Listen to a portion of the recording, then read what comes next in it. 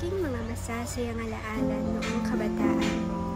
Pumabalik ang maligayang pagninilay-nilay sa mga oras na puno ng kasiyahan at pagkatuto. Yung pagtangkilik sa mga larong pambata noon, ang paglalaro ng dampa, yung stickers, yung maibata,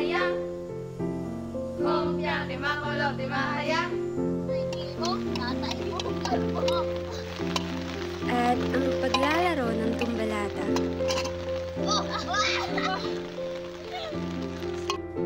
Ang mga alaala ng nakaraan ay nagdadala ng tamis at ligaya na nakatatak pa rin sa aking puso't isipan.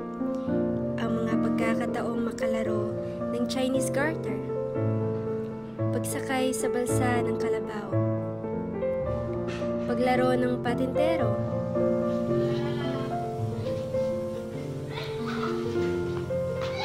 parating umaapaw ang sayang aming nararamdaman sa bawat pagkikita naming magkakaibigan. Ang mga alaala sa mayak na buhay sa probinsya, yung pagpupunta sa bukid, namumulot ng mga liso ng kamansig, ang pagtitingin sa paligid, dala-dala ang sisidlan,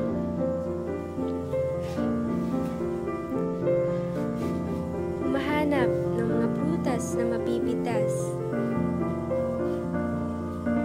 Kahit sa anong araw pa yan, kahit na nagraragasa pa ang mundo. Mga alaalang kitamis na kahit ngayon di ko malimot-limutan. Yung mga sandaling nakakapaglaro sa sapa, naglalaro ng sleeper game kahit pa umuulan. Ang mga alaala ng kabataan ay tulad ng mga pahinang sumusubaybay sa ating paglalakbay. Ito'y puno ng kasiyahan, pangarap, at pagkatuto. Sa bawat alaala, makikita natin ang halaga ng paglaki at pagbabago, di lamang sa ating sarili, kundi pati na rin ang mga taong malapit sa atin.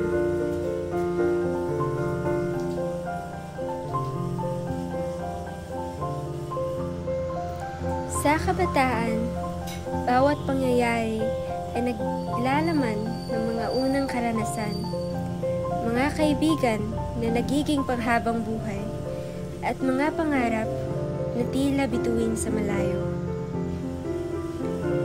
Ito yugto ng masiglang pagtuklas ng mundo. Ngunit sa likod ng bawat masayang alaala, naroroon din ang mga pagkakamali at pagkakataong nagsisilbing aral. Ang kabataan ay tulad ng bintig ng puso ng ating pagkatao. Isang yugto na nagbibigay buhay sa ating pagkakakilanlan.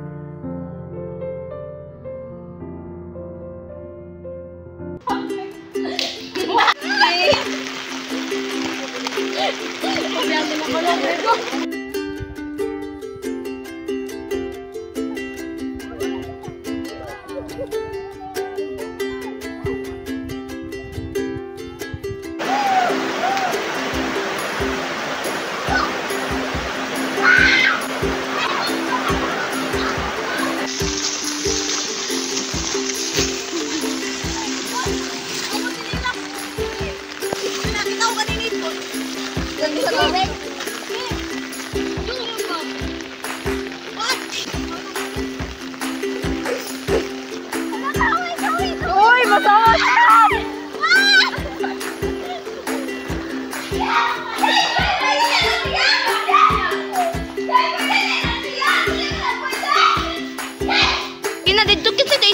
Hindi, bulok man si Regine. Uy.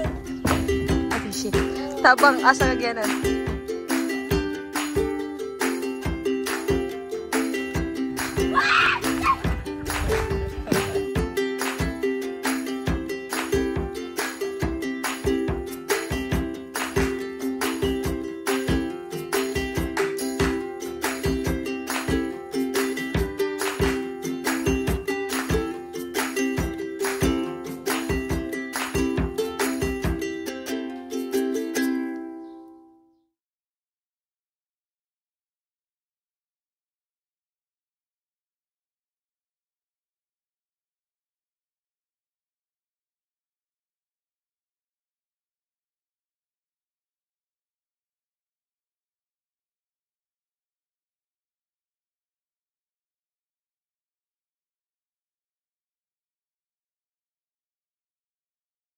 Mature